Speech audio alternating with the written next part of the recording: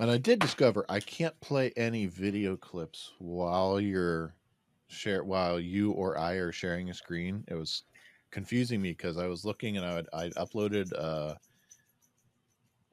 something and all of a sudden I wasn't able to clip on it. I was like, oh crap, did it render incorrectly? And I uploaded like 3 new copies of it. And like, oh no, sharing a screen. Can't do that. When these dads meet world, watching Boy Meets World.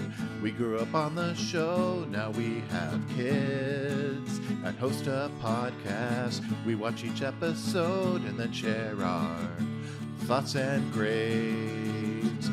When these dads meet world. Doug Judy, you're under arrest. Put your hands in the air. Hey, Rosa. Merry Christmas, girl. Shut up.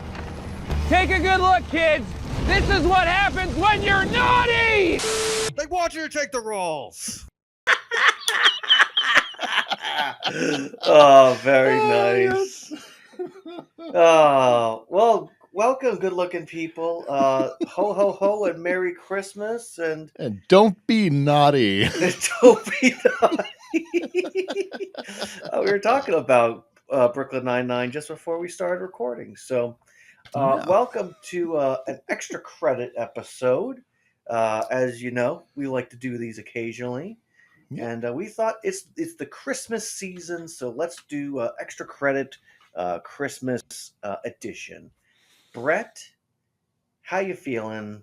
You excited about this? I'm excited. I was we watched some started watching Christmas movies with the kids this week. So and I was wondering tonight what Toby was going to pick, because Abby picked last night, Toby picked tonight. And so I looked at Kelly and I said, I wonder what emo Christmas movies are out there. And so I did a Google search and I actually came back with what are considered emo Christmas movies. Oh. And what did we watch? The Nightmare Before Christmas. I was going to say, there is no more emo Christmas movie than The Nightmare Before Christmas. Other movies on that list? Scrooged. Okay. Ghostbusters 2. All right. Batman Returns. Yeah. Santa's Sleigh. I'm sure. Yeah, you should read the write-up for that one sometime. if you never have good-looking people. Really weird. and a few other ones, but oddly enough, the list ended with Die Hard. I mean, okay. Emo, I get that. No. I don't. That's that. No. But emo is slightly pop culture-y, Brett, and that's the thing you got to remember about emo.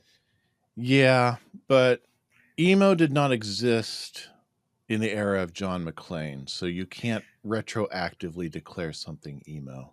Well, okay, but you have on that list Batman Returns and Die Hard. The emo part is saying, oh yeah, that's definitely a Christmas movie. So yes, there are emo Christmas movies out there, boys and girls. Yes. Granted, 2/3 of the list really weren't emo, but we did watch the one that was. Now, and that's the thing, Brett, is, as dads and our families, we watch the Christmas movies, and we've talked ad nauseum, I swear, on even non-Christmassy episodes about Christmas movies. And so it just kind of got this little earworm in my head, like when Sheldon realized he was in love with Amy still. We need to do another bracket special episode, and so we thought of Christmas movies. Now, Brett, I scoured through the internet. And when I say scoured, I mean I mostly went on IMDb, Rotten Tomatoes, and those typical big platform. What is a Christmas movie? What are the best Christmas movies? And so I got down to a level of let's call them sustainable traditional Christmas movies. Because good-looking people in an era of Christmas movie change, we want sustainable Christmas movies, not some flash in the pan, here one day, gone the next, temperature changes and the movie's gone. We want sustainable Christmas movies that can keep us going to the next century. Correct. Very nice. Yeah, so a lot of these are coming from our families. The movies that we traditionally watch. Kind of going through this list, I went, okay, what are the movies that we always have to watch? But also, what are the movies that are above and beyond considered the best ones? Hmm. So not all of these are my families, and all these are your families. And we kind of went through this list already to kind of nix some of the stuff that either you've not seen before or you're not going to take the time to see, and the movies that I Yeah, good really looking just threw. people. He's not kidding when he said he scoured the internet. There were movies I had no clue existed. Mhm. Yes, I tried to bring up some Netflix ones, and Brett just didn't want to go for it. So Like there were movies that sounded like Hallmark turned them down, and Netflix just threw money at it to get it made. let's see. He's gonna bring the list out. Well, there's Happiest Season, which is a Hulu one to represent, but Brett didn't want to watch it. Honestly, it's not. The problem with the movie is Christmas is there, but it's not a real feel good Christmas movie. Um, you know, Everybody dies. yeah. Um, where's another one? Oh, Holiday in Handcuffs. I will say, give it 5 more years. That will be a sustainable Christmas classic Now, movie. see that one I know of is of its existence at least. See, and I think that would be one that you and your family would love because it's ridiculous and it's Oh, enough that you probably. just would laugh through it and be like, "Why is Sabrina the Teenage Witch doing this to AC Hmm. Slater? Yeah, they probably would. Where did AC Slater get all this time on his hands?" Yeah, Uh, the movie that kids will would have not no be. clue who AC Slater was originally, but Yes, another one that will not be included is Deck the Halls. Um, which I you know, did put in my watch list last yeah, night I do on think you guys would like it, but I mean, it's Paramount it's not Plus. one that's gonna. It Hashtag didn't have much of a not a chance. sponsor. Yes. But good looking people, if you have Uh, Paramount Plus, you can put it in your watch list. mhm. A Castle for Christmas is one I really Oh, wanted to that's the push. one. That's the one. Brooke Shields Yes. stars in a very special, not quite Hallmark movie. Mhm. Honestly, it's the Drew Barrymore scene is enough, Brett, that I think that that's worth it to watch it. So, With the trust half a me. second really fake airplane landing in the trailer that just got me. Yes, so we have 30 Christmas movies that we're going to go through. Now, good looking people, I did get like top five from Brett, myself, and then our wives, and then calculated the IMDb score, Rotten Tomato scores, both the meter and the audience score, and then I gave a number for any awards, nominations, and wins. So, and it just kind of gave us a total, and that's how we ranked all of these movies. So that way it was fair and balanced. Um, and honestly, the ones that have the highest scores, Brett, let's be honest, those are better movies than the ones with weaker scores. But it'll give us a fun stuff to talk about. Um, so we have an odd section, Brett, and an Mm-hmm. even section, right? So Yeah. Brett, which side of the bracket would you like to start on? Let's start off with the odds, Odds it is. because So they're ever in Brett, my favor. yes. So with it being a 30-team bracket, the first seed and the second seed have an automatic bid into the next round. So for the first round, Brett, Christmas Vacation will get a bye. It is our number one pick by a little over 1 point separates our number one and number two. So number one, number two were clear runaways for favorites. Um, Brett, anything you want to say about Christmas Vacation before they take their rightful seat as number one seed? This is a Hetherington family tradition. Kelly and I watch this every year. I mean, it gets watched every year, period. But every year, Christmas Eve, we throw this on and we watch while we're wrapping Christmas presents, whether we've watched it that year already or not. So This is a classic. I can quote it line for line if needed. If it ever broke down and we didn't have physical copy, which we do. We didn't have digital copy, which I'm sure we do. We didn't have streaming ability. I could probably recite the movie and keep us entertained while wrapping presents. Yes, no, it's a classic in my household as well. I will say up front, it is extremely inappropriate for certain ages. Hey, But kids, look, a deer. yeah, so many of the adult jokes though flew over my head as a kid. They Yes, flew they over did. my son's head, but he laughed his whole way through it. So, and he has requested this movie to be watched for us. So we've already watched it now twice this holiday season, Yes, yes. and I will watch it again. Thank you. Merry Christmas. Merry Christmas. Beep, you. Oh Yes. Don't worry, yes, good looking people. We're still keeping these family friendly. yes, family friendly. Even if we have to sell off the house and the farm, and the 10 acres. All right, so Christmas Vacation gets an automatic bid. So, ranked at number 29, Brett, and 27, we have our first matchup: Santa Claus 3 and Jingle All the Way.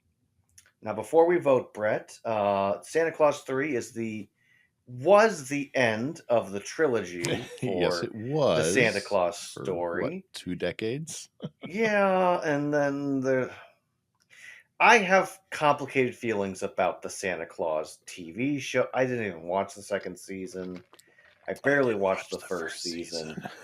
But I mean, on the whole, once they made it a trilogy, you kind of just ended up watching the third one. Is the way I always looked at it. Uh, I will say it's the first time I realized I was watching a Martin Short movie. Hmm. He is brilliant in it and does a fantastic job, and I appreciate what he does. Tim Allen does a good job as Santa. For whatever reason, he is the Santa that my generation grew up with. Mhm. And I mean, I wish there was more Carol. I wish there was Bernard. But I mean, it's still a good movie, and Lucy, the character, is adorable. Her actress is quite wonderful in her role. Um, is there anything you want to say about Santa Claus 3, Brett? Definitely the most forgettable of the original trilogy, and the one I have seen the least of. I don't think to this day I've seen the entire movie. Okay. Uh, I think we know how I'm voting this round. yes. So, Brett, would you like to give a description of what the next movie is, Jingle All the Way? Jingle All the Way is a loving send up to capitalism and just how horrible it is, because the last 20 seconds of the film is where we actually get the message of what Christmas is all about. But it's a lot of fun, as a father spends the whole length of the movie learning what really is important to him, his family. It's Arnold Schwarzenegger at Christmas time and tons of mishaps. By the way, there's a really fun, honest trailer on YouTube for it. And we chose to kick off our Christmas movie watching with it last night. Very nice. It's Yeah. turbo time.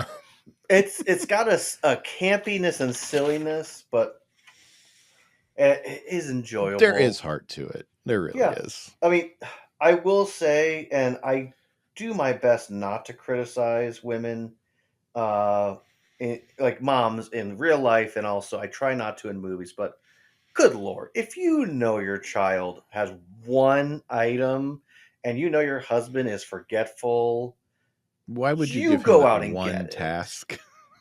Right? Don't make Other it than his one task. Movie's got a movie? Yeah. Howard, Yeah. Howard, Howard, Howard, Howard, Howard.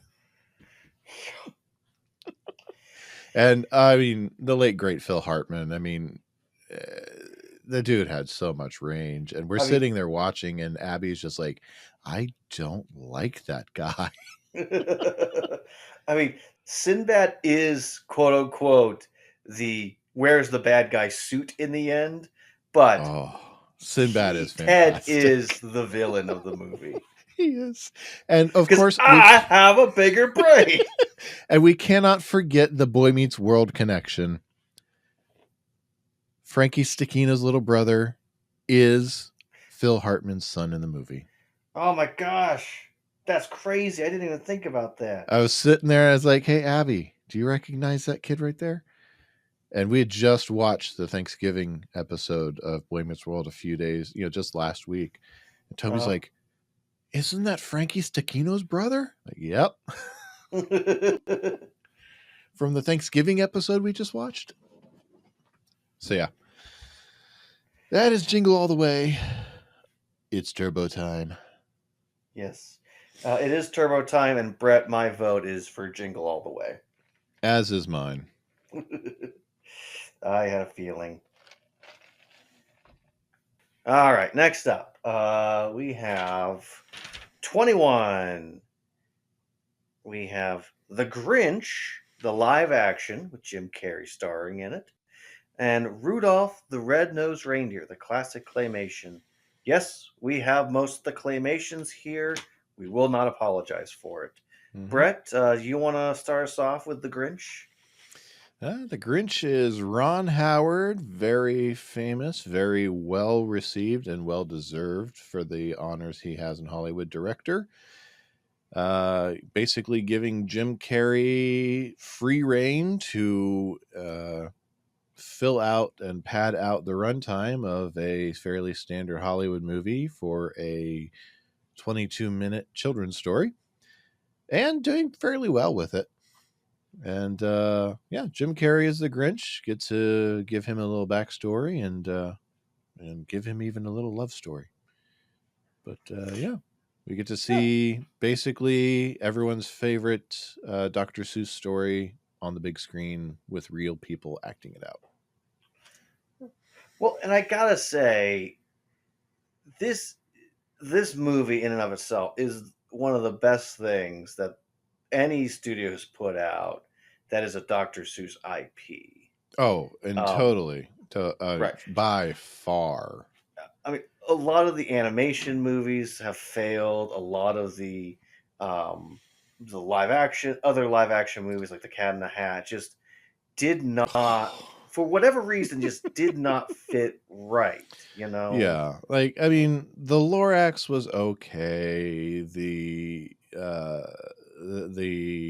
animated Grinch from DreamWorks was it was all right. You mentioned Cat in the Hat. I mean, they don't measure up. They didn't have whether it was the marriage of Ron Howard and Jim Carrey, or it was just that right time in the season with the right that right combination with the right story. Don't know exactly what it was, but this was just it. They started with the high bar and nothing else could reach up to it. They didn't start low, they started big. Yeah, I agree with that completely. How about Rudolph the Red-Nosed Reindeer, Brett? I don't know about you, but I have always had a soft spot in my heart for this movie. It's one of those classic. Cute? Yeah, it's Bumbles adorable. Don't bounce, or Bumbles bounce. Yes, very quotable, very enjoyable. It's one you can show to kids at any given time, and even as adults, you're still like, "Huh, there's something in this that's even deeper than I thought there was here, Brett." So, I think Rudolph the Red-Nosed Reindeer is good for all ages, personally. It is. It is. Yep. So, are you ready to vote, Brett, or do we want to talk a little more about this? No, I'm ready to vote. Okay. Which one are you going to vote for, Brett?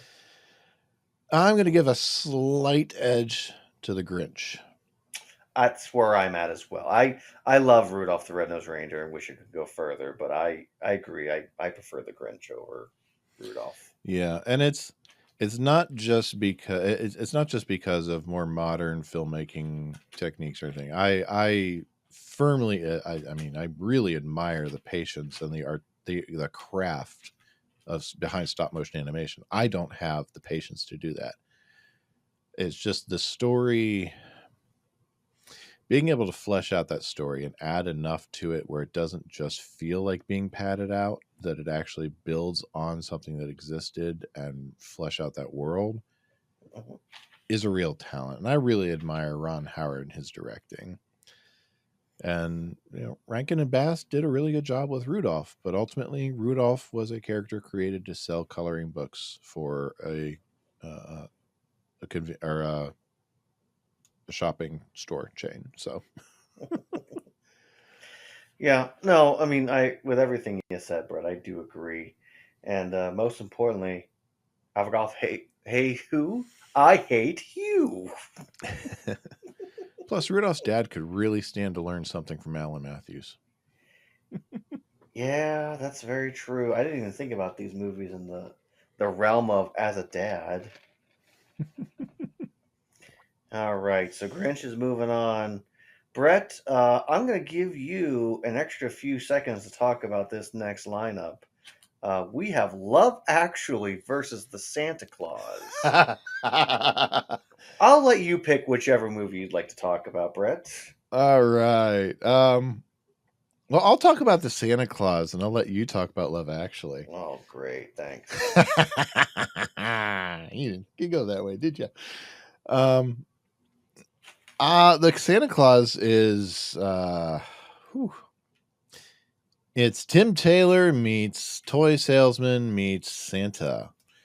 And it was a generation Santa Claus, where the idea of Santa Claus as a mantle that's passed on from generation to generation, it had been touched on before, but not really fully explored beyond one movie I can remember, The Santa Claus, back in the 80s, that unfortunately has not stuck around in the zeitgeist.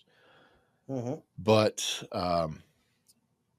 Scott Calvin, good old SC, scares Santa, falls off the roof, he dies. Scott kills Santa and discovers that when you put on the suit, you become Santa Claus.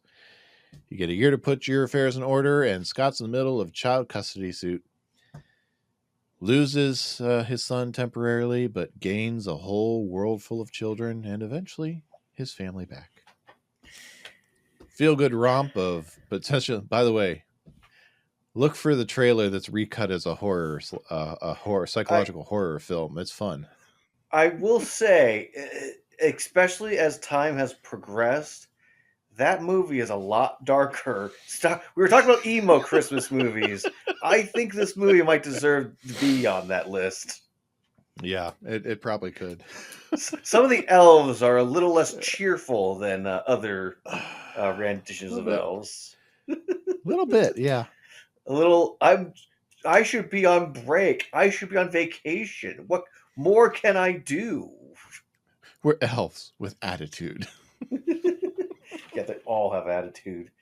All right. Well, Love Actually. Love Actually is a complex, really first of its kind, where it's a bunch of stories all told at once, and apparently, I can't remember the studio that put this together, but they had two movies that they were having trouble getting made, which is the two main love stories, and so they decided to put those two together and then add more to it. And some of the love stories are super cheesy and need more time to really be interested in them, but like Liam Neeson and his stepson's relationship, super adorable. I also appreciate that Liam Neeson's character makes a joke like, yeah, and ex super famous British supermodel is going to be interested in me, and then that's the woman he runs into at the end of the movie. That's funny to me. Some of the skips and logic is ridiculous. I will say, of all of the dark characters that Alan Rickman plays over the years. This might be his darkest. But Mr. Bean playing a Christmas angel, 5 minutes of just pure uh, joy. And like Alan Rickman's character's like, come on, like we gotta go. Like I'm gonna get caught. And he's just like, I have to add the lavender. It's all part of it. So yeah, there is joy to this. I will say it's one of my wife's favorites. I will watch it with her. There's always some parts that I find interesting. I do find especially the friend who confesses to loving his best friend's new wife, who she is actually 19 years old at the time of filming. All of that is creepy, but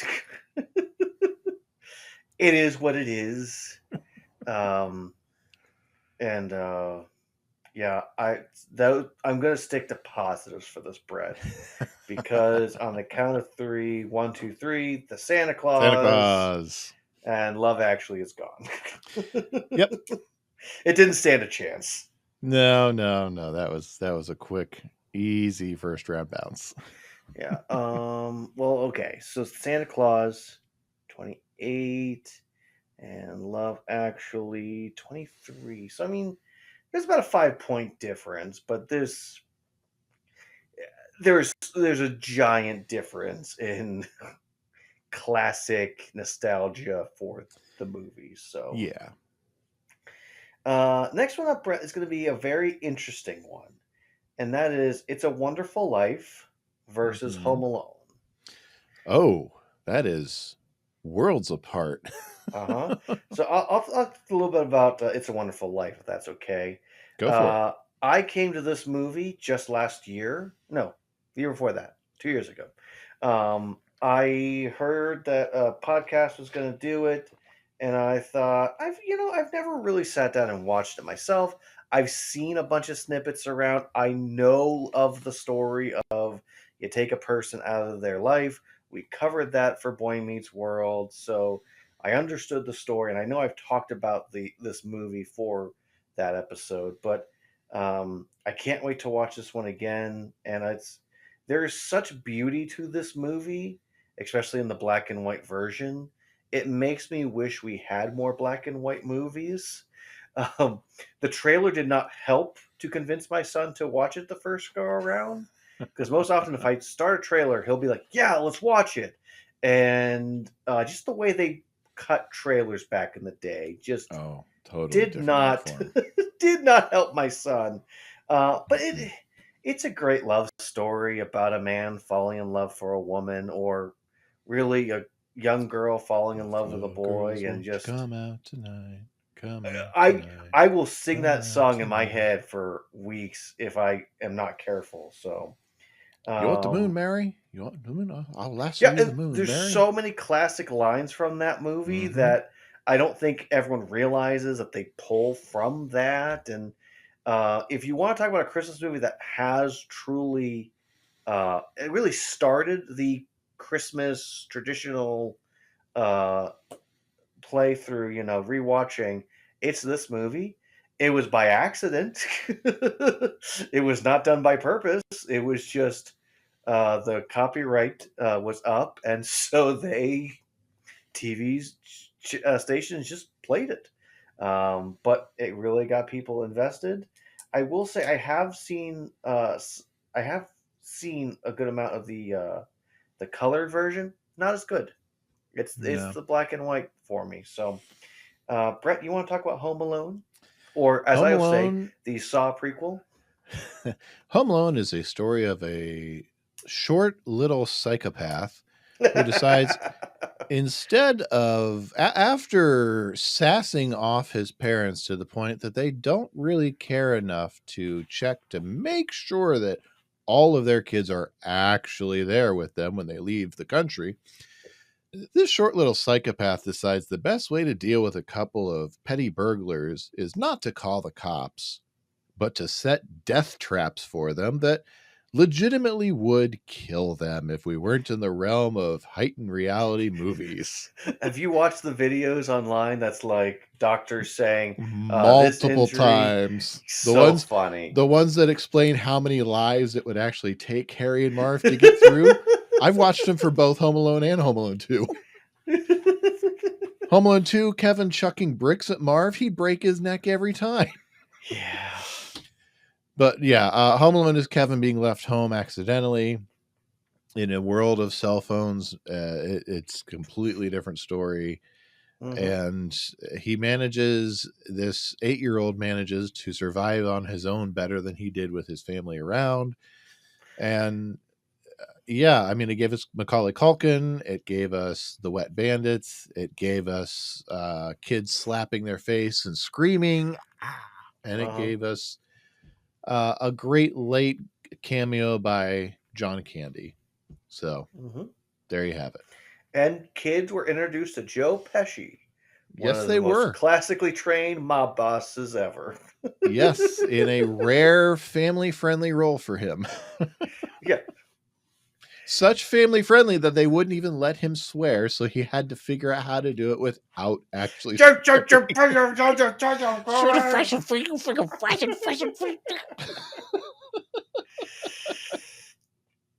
All right, Brett, are you ready to vote? I'm ready to vote. All right. Brett, I'm going It's a Wonderful Life. Yeah, it's really tough for me because we watch Home Alone every year. I don't think we've ever watched It's a Wonderful Life as a family. I don't watch It's a Wonderful Life. I watch it very rarely. But simply on the strength of being a Christmas movie, I have to go with It's a Wonderful Life because it started it all and it has the much better message behind it. With that said, I'm gonna watch Home Alone. There's nowhere else Oh, around yeah. it. It's classic. I mean, no shade to Christopher Columbus, but Chris Columbus, but shade to Christopher Columbus, though. Yes. Okay. Yeah. No shade to the director, Chris Columbus, Yes. but yeah, right. Better Christmas movie. Yeah, It's a Wonderful Life. Next up, Brett, we have Frosty the Snowman, which I will admit is a little less Christmas and a little more winter, but it's a classic movie. It's one of those specials that always comes on around the wintry and Christmassy time, and very mustache twirling villain. Oh yes, very much so. Yeah, see. So that's going up against Charlie Brown Christmas. Well, that's just not fair to Frosty. Right. Now, and again, this is the only one that I'll consider to be a Christmas special that we have, because this movie, this special, is bigger than just this is our special Christmas edition, our special Christmas episode. Like, there has never been another special like this. So, like, you're not going to see, like, the Guardians of the Galaxy Christmas special, which I would love to put in this list because I thought it was quite good. But this is the only one that's remotely close to a quote-unquote special. So, Brett, why don't you tell us a little bit about Frosty the Snowman? Frosty is a pile of snow that gets animated into some semblance of life by a magical hat. And he, for some reason, decides to greet the world with happy birthday.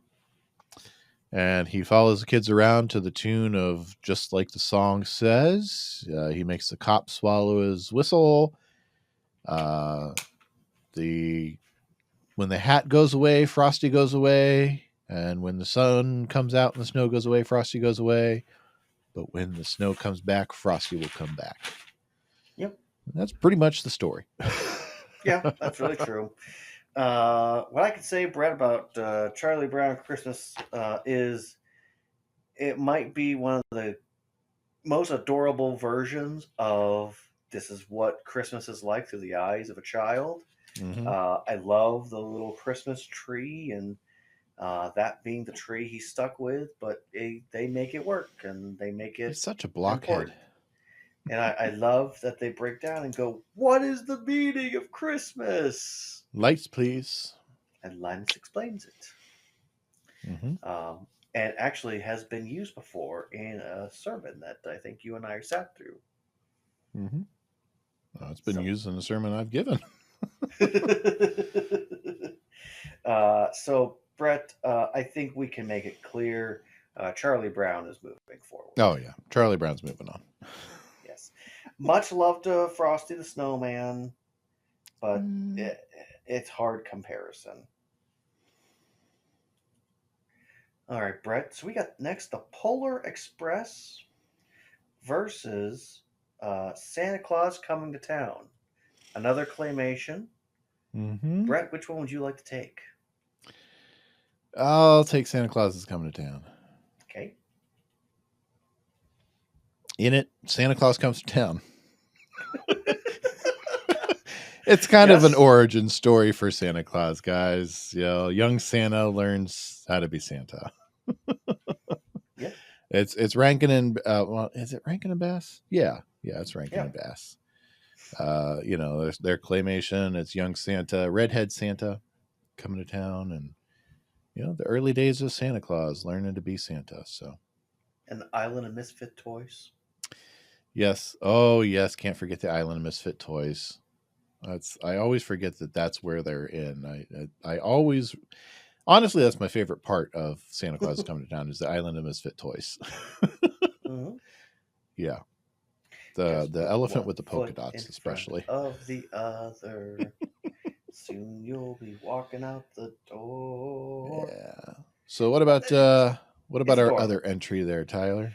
So the Polar Express is a Tom Hanks studio production team baby. It is this weird blend of motion caption before it was really a big thing. One of the earliest motion capture movies we had. Mm-hmm. So we have a lot of Tom Hanks's face, and he plays a lot of characters. Mm-hmm. I will admit that I have never fully watched this movie. I know that's why I didn't take this one to talk about most of it. It is a favorite of the Volk household, my household, and so you know, at the end of the day, it has its place in history. I've read the Polar Express quite a bit. It is an enjoyable book to read. As far as the movie is concerned, it's not for me, but there's more than just me in a house. Mm-hmm. But for my estimates, Santa Claus is Coming to Town is a much better movie. Yeah, that's my vote. I have not seen more than 10 minutes of the movie for Polar Express, and honestly, the book, I never really got into the book, even as a kid. Well, then the book is short, so it's not a hard read. It's adorable. Yeah, I just as a kid, when the teacher would read it to us, I just never got into it. Yeah, fair. Very fair. Brett, last on the odds first round. All right. We have the third ranked Christmas Story. Mm-hmm. You'll shoot your eye out. You'll shoot your eye versus Home Alone. Oh, that's toughy. It is. I'll take Home Alone to talk about. Okay. All right. Oh wait, didn't we already do Home Alone? Home Alone or are you 2. talking about Home Alone 2? Okay. I was making sure. Home Alone 2 is a continuation of our little sociopath from Home Alone. We did it again! Somehow his family goes to Miami while he manages to board, even in the 1990s, manages to get on a different plane that goes to New York instead of Miami. How? I don't know. Even before 9/11, security was a little bit tighter than this. But anyway, manages to wind up using manages to use his dad's credit card to get, swanky digs and all kinds of food and stuff, and has himself a well-deserved little vacation for himself away from family. And the wet bandits become the sticky bandits, and he's got to protect the kids' toy store from them, from being robbed by them on Christmas Eve. And family in Miami's got to go find Kevin again for the second Christmas in a row. And they all reunite, and he learns the value of togetherness from the pigeon lady in the park instead of the neighbor next door. Yeah. I mean, unfortunately, this is paint your numbers, literally the same movie. Oh, again. It is. It's insert tab A into slot B. We just change the locations, and there we go. Which I have to say, it's been it was a long time that I saw this until I was an adult and we randomly put this on, because Home Alone 2 is not always in our rotation. But I was watching the beginning, and I'm so bothered by Bud and his antics. His brother is giving a solo. Why is there no adult literally sneaking over the stage and smacking him, getting his attention, saying, knock it off? Like, or yanking him off the back of the risers. Yes, like, everything that happens is Bud's fault, and the adults to not keep him accountable. Yeah, Buzz is clearly a bully. We saw it in the first movie. His parents saw it in the first movie, and here we go in the second movie. It's the same thing. How is he not getting any of the blame for any of this? Yeah, no, it's just Kevin's to blame. It's Kevin's fault. Kevin did the thing. Kevin reacted in anger, yada, yada, yada. It's just, it's one of those deals, Brett, that for me as a dad, I go, I'm sorry. Teenager should be held to a higher standard. And mom and dad literally watching what happened and should be able to say to Kevin, hey, the way you responded was not okay. You're grounded for pushing your brother this far. Mm-hmm. It's as simple as that. Oh, yeah. I know I don't have teenagers yet, but when it comes to even the way that my oldest interacts with my youngest son, I am very clear and firm with him. Your brother is this many years old compared to you. I expect more out of you. Yeah, when we have problems between our teenagers and our youngest, we always expect more out of our teenagers. Not to say that we don't ask our youngest to behave himself, but we are clear with them. We expect more out of them. Yeah. So tell us about Fragile. Well, Brett, the best way to put it is Christmas Story is number 3 for a very important reason. It is truly just a wonderful movie to watch inside and out. You can quote this movie constantly. There's always going to be something from it.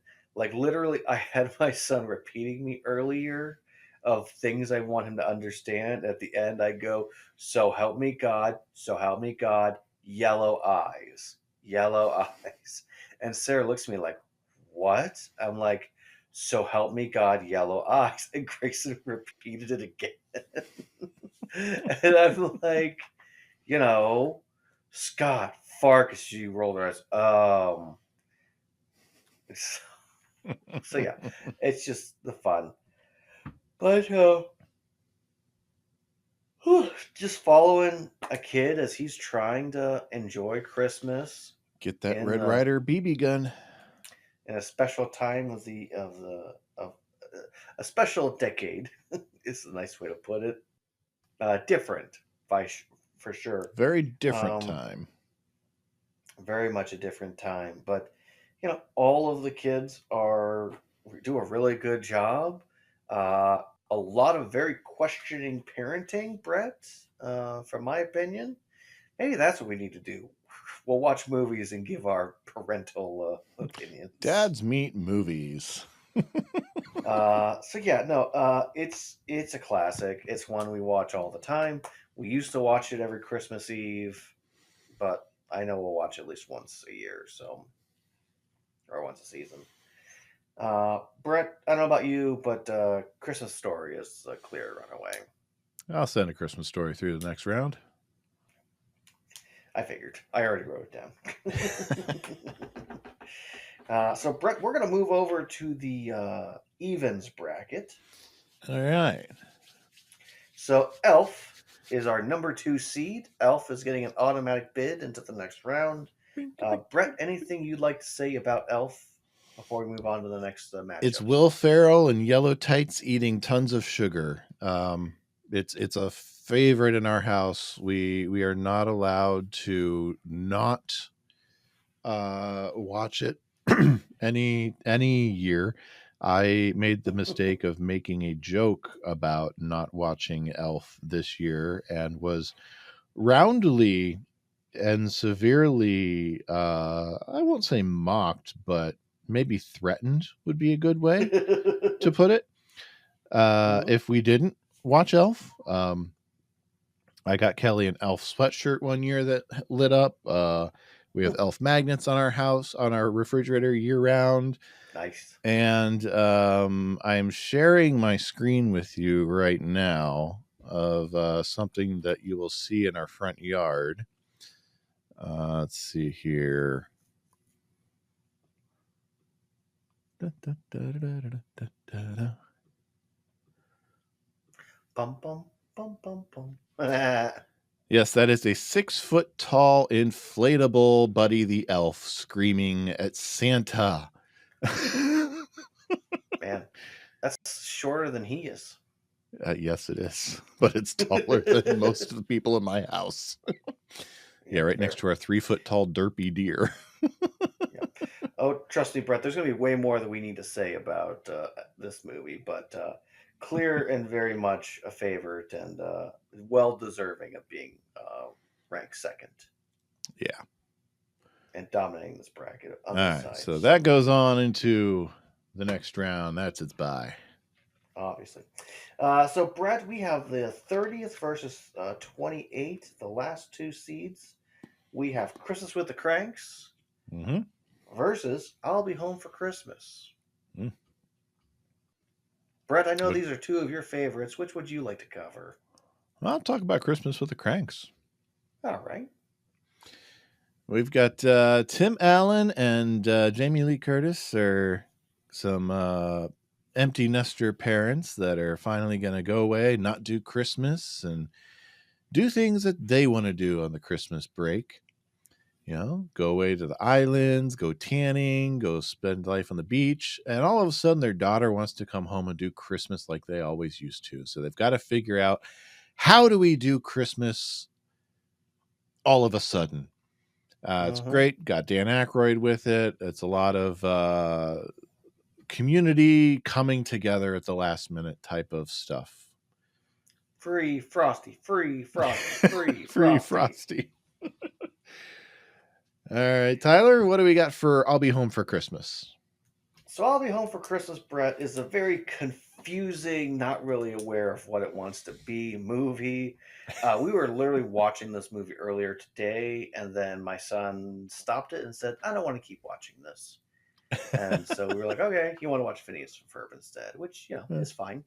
But yeah, it stars Jonathan Taylor Thomas and Jessica Biel, sorry.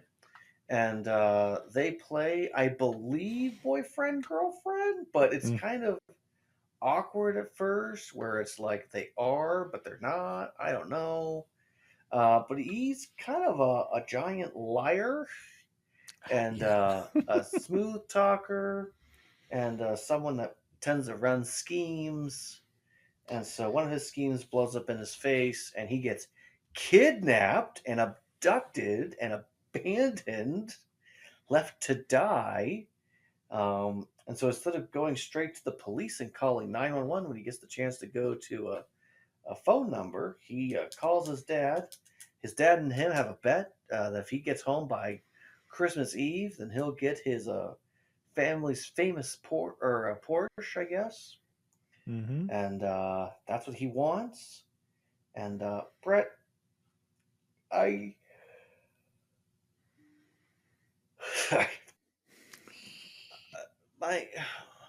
Oh, here, I don't want to say this. The movie is confusing because there's lockers and they're clearly at a university. Yeah. And they're clearly at an academy because it says academy behind them, but I think they literally were just had like a few days to film at a campus, so they took advantage of it and didn't Yeah. worry about dressing certain areas. Yeah, it was not a high priority production. Good Looking People. No, This is but one of the films that was the reason that Randy Taylor was not on the last season of Home Improvement, because Jonathan yeah, Taylor Thomas thought he was going to go make it big in movies, and this was one of the results. yeah, didn't go well. I mean, it is a cute movie. It's one that's a '90s zany, slapstick comedy, and our hero protagonist, he needs to learn life lessons along the way. And does he actually learn it? Who's to say? There's bigger jerks out there basically than him. Yeah, the movie says he does, so we'll say it. Yeah. But Brett, are you ready to vote? Yep. Christmas with the Cranks. Yeah, that's the same one for me. Free Frosty. Free Frosty, free Frosty. And hey, kid from Malcolm in the Middle is in it. Frankie Muniz? Dewey, yeah. Dewey, No. yeah. All right, Brett. Next up is we finally are hitting our contentious first round pick, and this might get to our first tiebreaker, which I'm excited to introduce to the good looking people. All But right. Brett, we have Krampus Mm-hmm. versus the Muppet Christmas Carol. Oh, yeah. So, Brett, I'll talk about Muppet's Christmas Carol first. All right, go for Muppet it. Christmas Carol is one of the few. Uh, we have the classic A Christmas Carol. We have this one and another one later on. We don't have any of the actual Christmas Carol, like regular versions of this. But maybe the best Scrooge ever put on screen in Michael Caine. Um, and just wonderful acting on his part, Mm-hmm. and taking quite serious all of the Muppets around him.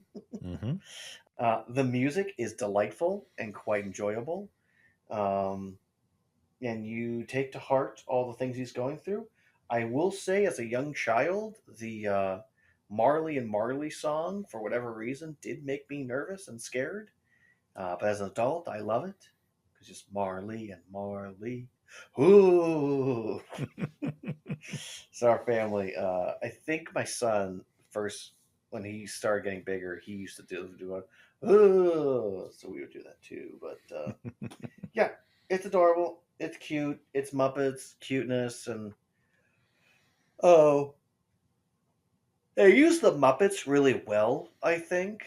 Um, and they also have a good amount of live actors as well mixed in. So really good puppeteering, really good lighting, and all the technical stuff that you want to see in a movie. Um, Mm-hmm. so it's probably a lot better than it should be. If it Yeah. was made now, it would not be as good. I think is the best way to No, put I it. don't think so. I think they were in the right era for it to come out as well as it did. Mhm. So Brett, would you like to talk about Krampus? Yes, Krampus is one of those rare Christmas horror movies that actually turns out better than it should. Hmm. If you're unfamiliar with the story of Krampus, Krampus is you can think of Krampus as the anti-Santa. Krampus is actually what that lump of coal is supposed to be for if you've been a bad kid. When Santa leaves the lump of coal, it's not necessarily just because you've been bad. It's to keep the fire burning in your fireplace so Krampus doesn't come get you. Because Krampus will come eat you.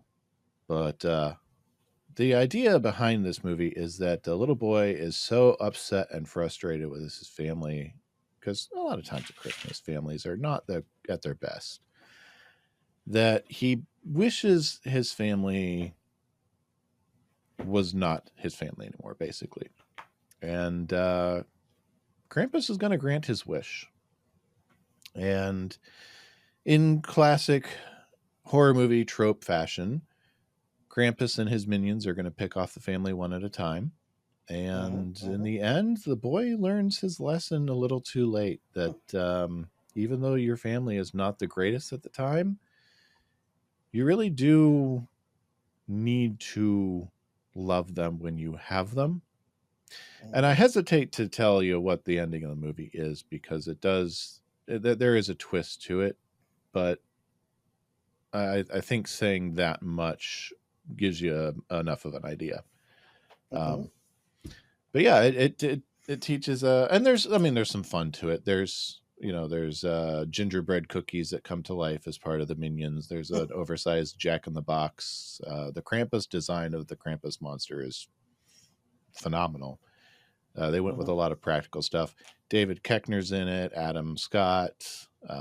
There's Toni Collette. There's a lot of big names, really talented actors in it, and it balances some humor and some real drama. Not just we're here for the gore type of stuff, but it's really well handled. So that is Krampus. Brett? So as much as I do love the Muppet Christmas Carol, I have not seen it in years, and I've seen a lot of Christmas carols, so I'm going to vote for Krampus on this one. So I think we are going to need our first tiebreaker. That's fair, and I am voting for the Muppets Christmas Carol, which means, Brett, we now get to take the good-looking people to our special, very special Wheel of Death. Wheel of Spinning. Da, da, da, da, da, da, da, yes, before it spins. So very nice. So we have my pick, your pick, and that means I'm voting for Muppets Christmas Carol. You're voting for Krampus, and I also have my sister's pick, your daughter's pick, my wife's pick, and your wife's pick. Now, Brett. I am just marking super quick what each of these wonderful people said. Oh, there it is. Okay. So I think there's one, maybe two spots on that wheel that would actually get my pick through. So, well, I'll tell you in just a second. All right. So, Brett, there is one potential for getting this on outside of yours. If it lands on you or Abby's, it will go officially to Krampus. However, if it lands on anywhere Kelly, else, my wife, my sisters, or me, yes. And I'll explain the twist later on, good-looking people, if we have to go to the wheel and one of us does not have an option. So more fun chaos later on. But Brett, can you say the magic words? That wheel. Spin, spin, spin, spin, spin, spin, spin. Oh, I thought I was gonna land on you. Muppets move on. Well, I'm sorry. I will say, how fortunate for you that yours is the official wheel, because my wheel had Abby.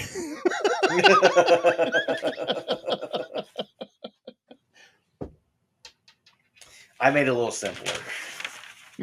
Well, mine, I had 6 names, but it doubled them, so that's just the way the app works for mine.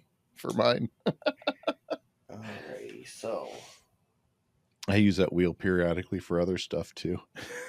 Oh, cool. But there was no way to share that on the screen, so we have next A Christmas Story Christmas. This is the follow-up to A Christmas Story. This is the most recent Christmas movie to pop up here, but because it continues the story of A Christmas Story, we decided to add it here. And then we have The Grinch, the original classic cartoon. Brett, would you like to talk a little bit about The Grinch? I will.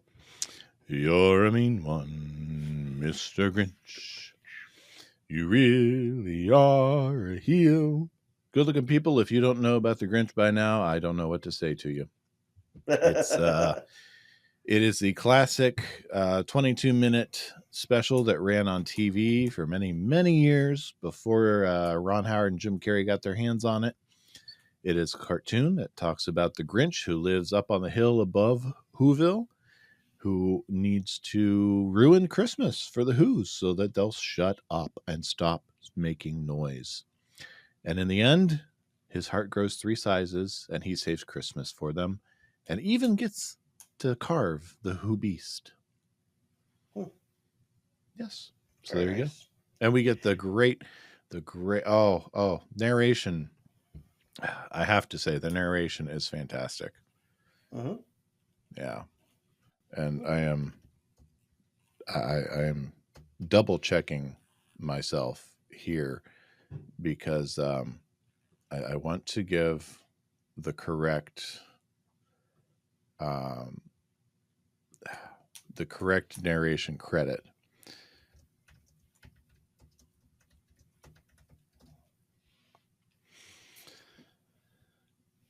Yes, there it is. Boris Karloff, ladies and gentlemen, good-looking people. The infamous Boris Karloff was the animator and singer of everything that you heard basically in this special. Boris Karloff, if you don't know, infamous throughout Hollywood. If you saw a horror movie through the 30s and 40s, Boris was the monster. Sure. So, Tyler, what do you got on your end? In this movie, Ralphie, who's now an adult and has kids on his own, is trying to make Christmas special for his children. We learn that Ralphie has a good relationship with his dad. That what we saw in A Christmas Story, unfortunately, was not always the best of his father, and he really kind of lightens up over time, but Christmas really was when he really wanted to shine, and he really made time for his grandkids and always made it super special for them. And unfortunately, he passes away, and so they go to visit and spend Christmas with the mom. The mom is not the same actress who played her in the original movie. Unfortunately, due to timing wise, she is too old for the role now. Technically, the actor who plays Ralphie, technically is a little too old as well, but they're telling a story. I get it. But at the end of the day, it's a cute movie. It is interesting watching adults kind of act a little childish, and from a dad perspective, it is a good story about how hard sometimes it can be to live up to what you remember Christmas to be as a kid, and wanting your kids to experience some of the magic that you used to have. So, it's not. I've watched it once. I'll be honest, and I want to watch it again with fresh eyes. But unfortunately, even if I watch it with fresh eyes, Brett, it's not going to compare to The Grinch. Yeah, I got to go with The Grinch myself. And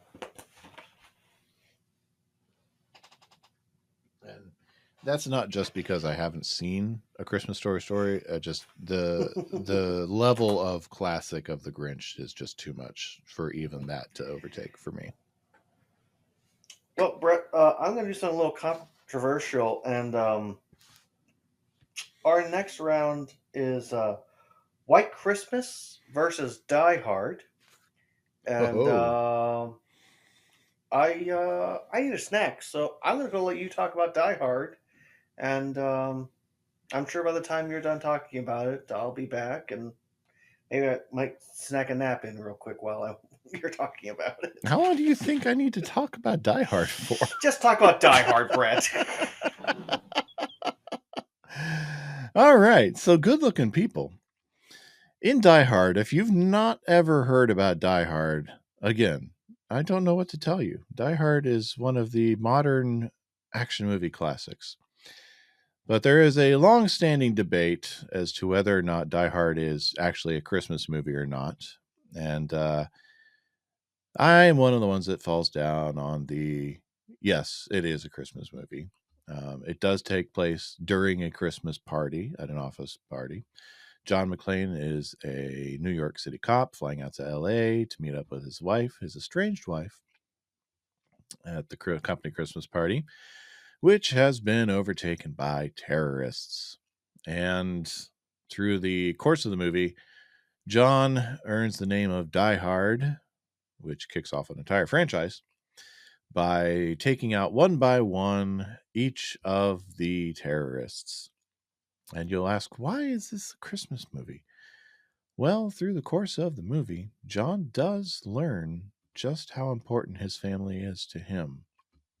And his wife does learn it's important. She was not using her married name. She was distant. She learns just how important it is to reunite with her husband.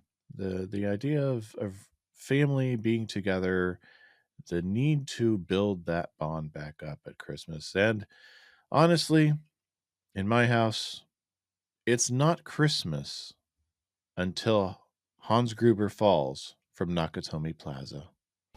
And good looking people, I do mean that quite literally. Hans Gruber does fall from Nakatomi Plaza every year in my house, whether I've watched the movie yet or not. But there, I mean, like I said, long-standing debate, and I briefly touched on those who stand on the side of yes, it is a Christmas movie. I briefly touched on what the long argument is. So, Tyler, what do you got for our other entry? Well, White Christmas is a classic Christmas movie. It has two sisters who go to a mountain and they try to save the lodge, I do believe. Um, I think I've seen more of Die Hard, and at this point, I've never fully watched the whole movie. Then I know truly what happens in White Christmas. It is a personal favorite of my mother and sister, and so when I go to their rankings, it is higher. The reason I do not calculate my mother's into this is because White Christmas makes it all the way to the final four. Oh wow. And That I could not is justify that in the the calculations, Brett. that would be hard to calculate into that. That's Yeah. Yeah. I know my it's a sister's classic. big White Christmas. My older sister's a big White Yeah, Christmas fan. that's the thing. Is those who love it, they love it deeply. It is one of their favorites. I can't do it. I won't do it. For that reason, Brett, I will vote Die Hard. Yeah, Die Hard. All right. There is a White Christmas reference in Christmas Vacation, so. Mhm. So at least one of the movies that made it to the next round has a reference to it, so you can tell your mom that. And I will also say, as a fan of Brooklyn Nine-Nine, Jake Peralta being in love with Die Hard as he is, I can respect that. Yeah. And he does make it to Nakatomi Plaza at one point, so. He does. Amy, take a picture of me over here. Charles, take a picture of Take me a over picture. here. Take a picture. Take a picture. All right, Brett. The next one is a very fun matchup. We have Scrooged versus Nightmare Before Christmas. Oh, yeah. Yes. Let me talk about Scrooge, sir. If you would like to All add right. anything, feel free to. But for me, the definitive Christmas Carol movie is Scrooge. It's one as a kid I watched nonstop. It's in. I can't remember if I actually put it in my top five or not, but it's always at that top tier for me. It's Bill Murray at his best. I love the way they interweave from the ghost into real life and him trying to. He's slowly connecting dots, and I like how he goes back and forth. Like, no, what I'm seeing is not real. It's not real until it's. Oh my gosh, it's all real. And, that scene in the morgue at the end is truly it's heartbreaking of just the realities of life and how short it truly is. And I just think it's a great tale of if you live your life in anger, in wanting power and money, you will not live for anything. Mm-hmm. Um, and so yeah, I quite enjoy it. I love the ghost, especially ghost of present day. Um, just it's terrific. It's wonderful. It's adorable. That's how I feel, Brett. Adorable in Yeah. the emo way, you know. Oh yes, totally in the emo way. Ah, yes. And I have, what do I have? Nightmare Before Christmas. Nightmare Before Christmas. Oh yeah. Um, this one is Jack Skellington lives in Halloween Town and discovers after he goes on his emo way and realizes that this is an emo bracket section, isn't it? Discovers that This is he's our battle kind of of, the emos. it is. He's kind of done with the whole scaring people thing. He wants something more out of life. Falls into Christmas Town and discovers that there is more to life than just scaring people, and What's this? What's this? wants to do Christmas instead, and winds up getting all the people of Halloween Town to do Christmas, but it's their own spin on Christmas. And he thinks bringing kids things like severed heads and giant snakes that'll eat their Christmas trees is jolly and will bring them joy, and has to rescue Santa from the clutches of Oogie Boogie to save Christmas. But he learns a lesson along the way. And that is The Nightmare Before Christmas. Mm-hmm. Watched just a few hours ago by my family. Yeah, I will say some of the cutest original Christmas songs, and again, claymation. What's this? Wow. What's this? There's laughter everywhere. Mm-hmm. It straddles the line between Halloween and Christmas movie pretty well. But it's just so fascinating that they had two different people do the voice and then the music. Because you have Danny Elfman singing all the music, but then you have Prince Humperdinck doing all the lines. Mm-hmm. Yeah.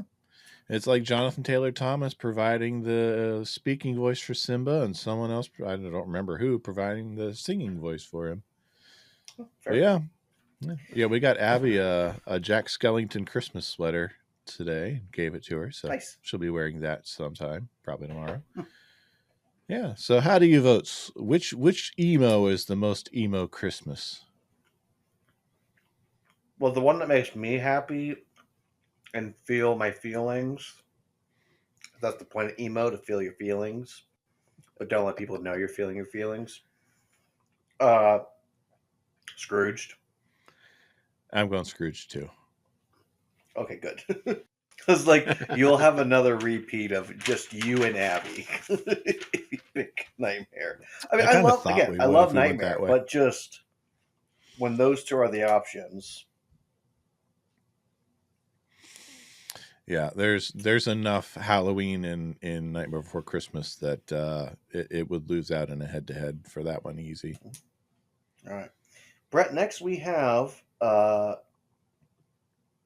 Year Without Santa versus Just Friends. Which one would you like to take, Brett? I'm not really familiar with either one too well, so I guess I'll go Year Without Santa. Do you want to just do them both, Brett? It's okay. Yeah, go ahead. Okay. I could tell it's one of those. So Year Without Santa is another classic claymation. Wait a minute. Yes. Okay. I was just looking it up on IMDb and the poster. See, all of the Rankin and Bass ones run together into like one big movie for me sometimes. Okay. Yep. Yeah. Santa considers skipping his Christmas Eve run one year, and Mrs. Claus they set out to change his mind, and we get to meet Heat Miser and Cold Miser. Mm-hmm. Yeah. Okay. Yeah. It's a classic. Yeah. Is it as good as the other ones? Maybe not. Heat Miser and Cold Miser are really the only things that stand out as memorable from it all. Yeah. I mean, it does disappoint you a little bit that Santa is not magical enough to get through a cold. Yeah. Santa, eat. Yes. It's one of my. It's a family favorite from the other family. Yeah. I Uh, did used to watch this one a lot growing up, but yeah, they all run together so much, you know? they do. Just Friends is a borderline more of a romantic comedy ish than it is actually a true Christmas movie, but a good chunk of it takes place on Christmas Eve and Christmas Day.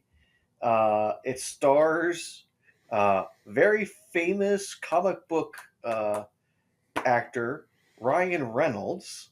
Deadpool and Green Lantern are in a Christmas movie. Yeah.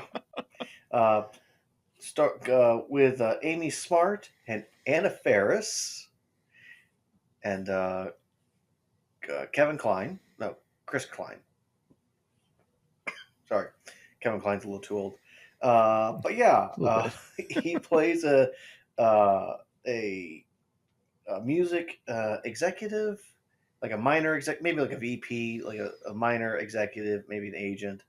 Anywho, he needs to get famous singer and songwriter Ish Anna Faris's character, and she is all of the pop star general, like all of the rumors of all the things they do for them. That's her in this thing, and she is bananas and just is hilarious. All of her acting choices are just so over the top. And Ryan Reynolds plays a character who's super chilled and then eventually just kind of snaps just a smidgen. Um, it's just it's it is hilarious. I will say it's not that suitable for children, but it's also not horrible. A lot of jokes would go over their head. Um, Better more for just any time of the year, really. Like Christmas is there, but is it the reason for the season? No. Um, Although I have to say, everything that the mother character does in this movie is just hilarious, and I appreciate that in this movie. And he also has a brother who the two of them are just constantly beating each other up. It's like he returns home and literally becomes the age that he left. Um, so yeah, Brett, Year Without a Santa. Which one you or and Just Friends? Which one are you thinking?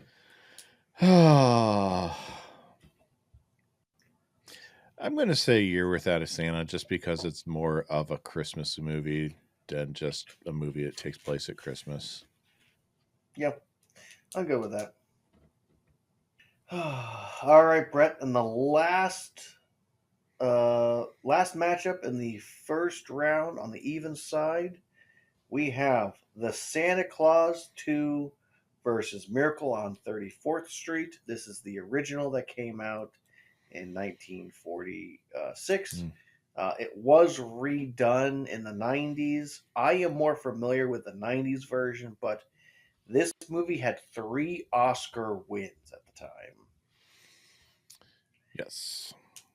So, Brett, which one would you like to talk about? I'll talk about Miracle on 34th Street. Okay. All right. So, this mom who has to hire this actor to play Santa Claus um, at the Macy's Thanksgiving Day parade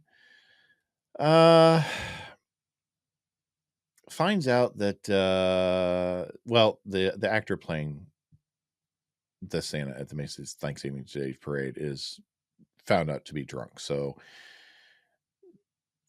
they have to replace him. And the guy they replaced him with turns out to be the sensation, and he's quickly recruited to play the Santa at the main store. And while he's very successful, she learns that he calls himself Kris Kringle. He claims to be the actual Santa Claus. And, I mean, he's harmless, but this really gives her misgivings. And she's really a cynical person. And her 6-year-old daughter taught her to reject all notions of fantasy and imagination, all that kind of stuff. And ultimately it comes down to if memory serves, it's been a long time since I've seen it, but it comes down to a court case, if I remember right. Mm-hmm. Yeah, like he's effectively put on trial to prove, are you really Santa Claus? And so we are faced with a mom who has to choose, is this just a kindly, harmless old man, or is this really Santa Claus? So there we go. Do we get our miracle on 34th Street?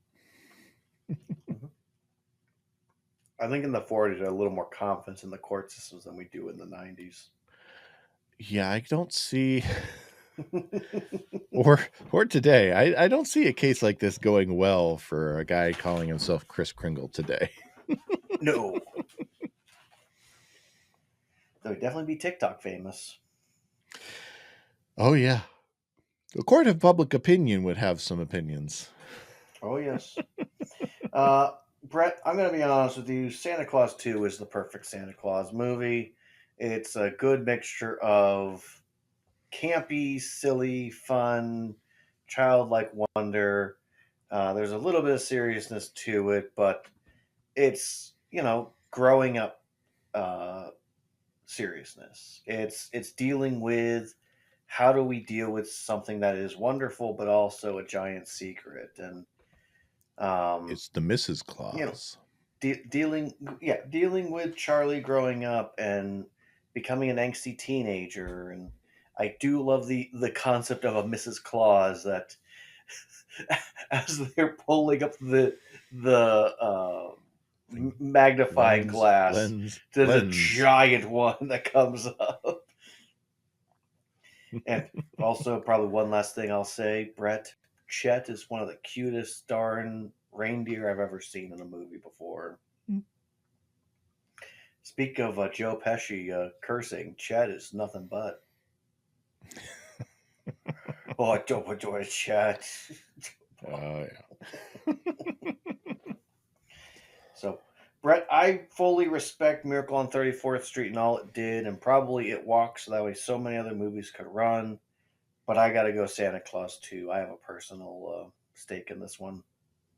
I'll go Santa Claus 2 as well. I mean, Miracle on 34th Street did what it did, but while the idea is nice, the concept is good. The execution is not as timeless as one would like it to be. Yeah, I agree with that one. So, Brett, that's round one. What are you thinking so far? I'm thinking most of the ones I expected to make it through made it through. Yep, I agree with that. I had a feeling we were going to have a problem around Krampus and the Muppets. Yeah, so, I'm thinking you're probably pretty happy with how it turned out, though. I'm a little happy with the way that turned out, yes. I don't hate it. But right. I mean, there are worse ones that I would be disappointed to see it lose against. And that's very fair. So, Brett, next up on our docket, I think we can go a little bit faster this round. We got Christmas Vacation versus Jingle All the Way. Oh, tough, but Christmas Vacation. Yep, exactly. Christmas Vacation just has way too many quotable lines. It's consistent throughout the whole movie. And Jingle All the Way, as much as I love it, it's really that ending that truly sets it over the top as being amazing. Yeah. So, and Arnold being Arnold. Yeah, it just Arnold learns his lesson, but he spends the whole movie doing it. Clark Clark is consistent all the way through. He is putting his family and his family's needs first all the way through. So from a dad standpoint, I'm right there with Clark all the way through.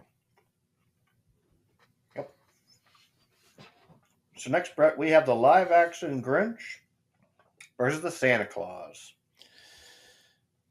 That one's not as hard for me, the Santa Claus. That's actually where I was leaning as well. Yeah, I mean, Scott kills Santa and becomes Santa himself. So, I mean, I like the Grinch. I like the Grinch live action, but honestly, I like the idea of reworking Santa into a mantle and really running with it and building a whole universe for it. So, yeah. Well, and there's a lot we said good about the Grinch, and I think the last thing I'll say that's good about the Grinch is it truly is like it's a pure comedy 1st. And then it's all of the other things on top of it. And I think there's just certain magic that happened with the movie. And credit to Jim Carrey, because some of the makeup and some of the things he had to do to make this movie happen was a lot and intense, and he earned every penny he made in this movie. yes, he did. So, yeah, I don't know if he's ever worked that hard before in a movie, but he did a great job. And you forget it's Jim Carrey. It's hard, but you do. Oh, yeah. And the child mentioned the check. Alrighty. Santa Claus, moving on. So, Brett, next we have It's a Wonderful Life versus Charlie Brown Christmas.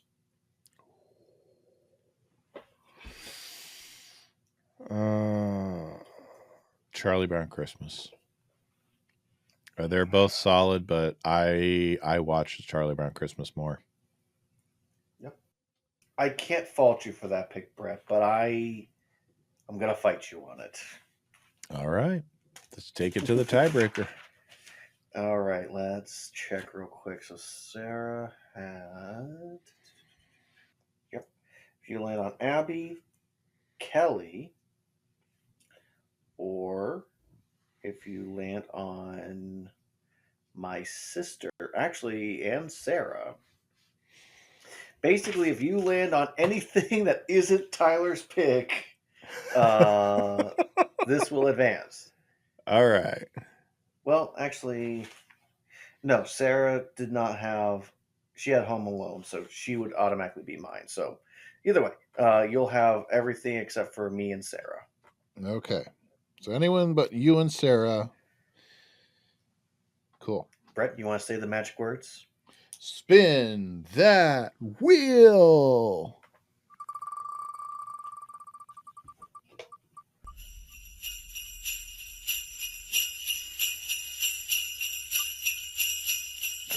Oh my gosh. I think this wheel is weighted. Hello. I promise you it's not. I was like, oh, that's Kelly. It's Kelly the whole time. It's Kelly. Oh my gosh, it's going to Sarah's. All right, yes. So unfortunately, this is the point. This is kind of like in the first season of Yu-Gi-Oh, where it's like, wait, what's the rule again for this? So good looking people. Brett and I agreed beforehand. If one of our people, so my people are my sister and my wife, if they don't have the actual pick, however, they are automatically going to go to me. Just for Brett, for his wife and his daughter, if their pick is not available because they pick something else beforehand, if it lands on them, they automatically win it. So both of these have just gone my way so far. I fear for how it's going to go the rest of the way. Okay, Brett. Last up for the odds, we have A Christmas Story versus Santa Claus is Coming to Town. I love A Santa Claus Coming to Town, but I don't think it's close. I think Christmas Story takes it. Yeah, I'll agree with you. Okay, again, it's adorable. I'll watch it again. But if I have to choose one, I'm picking Christmas Story. I've already endorsed one Santa origin story, and I'm fine with sticking with the one I endorsed. All right. In a world of Brett, next. multiverses, I'm only going to go with one Santa origin story. Next up, Brett, we go to the other side. Again, a little faster this time. We got Elf versus Christmas with the Cranks. I love Christmas with the Cranks, but Elf is so much better. Yeah, I like Christmas with the Cranks, but Elf's going to take it every time. Yep. Muppets Christmas Carol versus the original Grinch, Brett. Muppet Christmas What do you feel Carol. on that one? I'm going Muppet Christmas Carol on that one. I like a good interpretation of the Christmas Carol, and as much as I like the Grinch, it's the Grinch. It's not as impactful long term as the Christmas Carol is. Mm-hmm. All right. Should I just go to the wheel for this next one, Brett? Is Scrooge versus Die Hard? Yeah, sure, why not? All right. I like Scrooge, but I just passed a Christmas Carol one through. Okay. Well, this one might go into your favor some, Brett. All right. Oh, she didn't. Oh my gosh, that girl. Okay. All right. Okay. So you have corrupted two wonderful people, i.e., your wife and your daughter. They both have Die Hard. All My wife right. has my movie Scrooge. My sister has White Christmas, so Yeah. she's made a So poor your mom choice, corrupted but her. it is what it is. Yes, those two are the ones that always watched it, Brett. But spin that wheel. I can't see it on my end, so. Oh.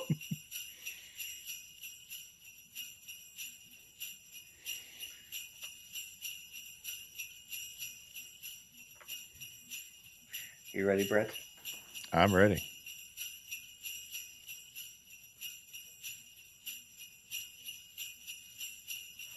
Kelly takes it, so Die Hard continues on. All right. I'm good with that. I figured you would be. All right, I can accept the loss.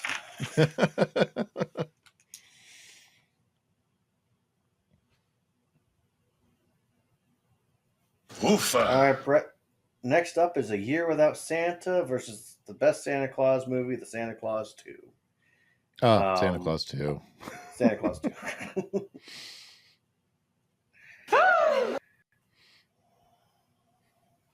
All right, Brett. So in our Elite Eight, we have remaining Christmas Vacation, The Santa Claus, It's a Wonderful Life, Christmas Story, Elf, Muppets Christmas Carol, Die Hard, and Christmas or Santa Claus 2.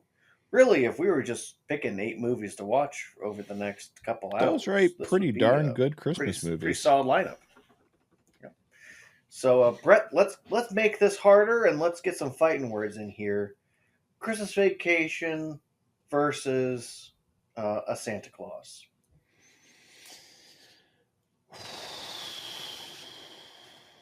Christmas Vacation versus the Santa Claus.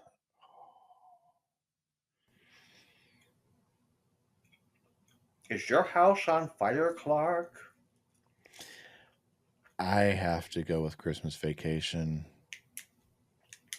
It's too much of a tradition. Don't throw me down, Clark.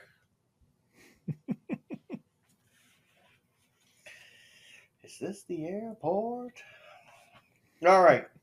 The Battle of Classics, Brett. It's a Wonderful Life versus A Christmas Story. Let's see. I'm going to go with It's a Wonderful Life. And here's your fighting words I've been holding for 2 rounds. I've never been a fan of A Christmas Story. Whoa. Them are fighting words. It's just, it has never, I mean, I will quote it. I can quote it. I have loved Zach Ward's career after the movie, but the movie itself, it never grabbed me. It never caught me. I don't know if I don't know if it just never hit me in the right time I needed to be hit by it in, but I just I never it was never a big one for me. Here's my problem, Brett. As it's been a while since I've watched The Christmas Story outside of just passively. The last time, when I've watched It's a Wonderful Life as an adult, it's been very much in the lens of let me watch this through the eyes of as a dad, and as a dad, as you watch it, it breaks your heart. That moment when he's holding his child, there's just a fear and panic in his eyes and his face that you can't really comprehend that hug that he's giving his kid, and to put into words, it's just impossible for him. So it's truly a beautiful movie. With that said, I do love Christmas Story, and I could fight you on this, Brett. I'm not going to. However, I do want to make something clear. It's not a perfect movie, but it is a classic for a reason. And I think it's a classic for a reason, because for the kiddos out there, maybe even the good-looking people as adults, life can sometimes feel like you're just getting kicked down. You're not getting the chances and the hopes that you have, and it feels like it's not going to go your way. And really, it's just one little spring, one little moment that can just change everything. And I just love the idea of a man looking back on one of the craziest Christmases he's ever had, and the giddiness of the father as he's opening up the Red Ryder BB gun. It is a truly magical moment. But if a guy can say to the richest man in town, "Merry Christmas," after he stole money from him, Brett, I think it deserves to move forward. Yep. And good-looking people. I don't live far from the actual Christmas Story house. I've never been there. I should go. Yeah, I've been past it. I've never actually taken the tour or anything, but I've been past it. Yeah. Okay. Brett, we move back over to the evens. We have Elf versus A Muppet's Christmas Carol. As much as I love A Christmas Carol, I'm going with Elf. That's Elf. Yeah. It's a modern classic, you know? Well, again, we've saying nothing but praises for The Muppet's Christmas Carol, and even though you fought it at first, you knew that it had to continue forward. But yeah. Buddy Elf, what's your favorite color? That's right. I like smiling. Smiling is my favorite. Brett, the next matchup, the trailer recut of Elf as a horror movie is a gem, by the way. I believe it. Brett, next up we have Die Hard versus the Santa Claus 2. I'm going to let you decide, Brett. Do we go to the wheel, or do we just accept that Die Hard is less of a Christmas movie than the Santa Claus 2? I'm curious what my chances with the wheel are. Well, let's see. Well, you have no shot with Sarah. Oh, of course. When did I ever? No shot with Rach. I know. Go figure. I knew those two weren't going to be in my corner on that one. let's see, one for Die Hard, and just one more for Die Hard. Although technically, even if it lands on Abby, it's still going your way. So we got a 50-50 chance. 50-50. You say this chance. I So like do you want- chaos. Spin the wheel. Figured you would say that. All right, share that screen so we can see it. Spin That wheel.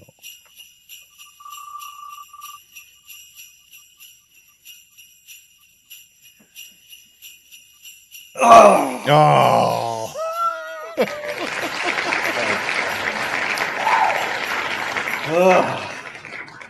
I have won one of 4 spins. I can't say I hate the results, but I mean, I do love the universe that the Santa Claus set up, and I might have led you not into enjoy the voting spinning of the against it. wheel by the antagonistic approach I took to that question.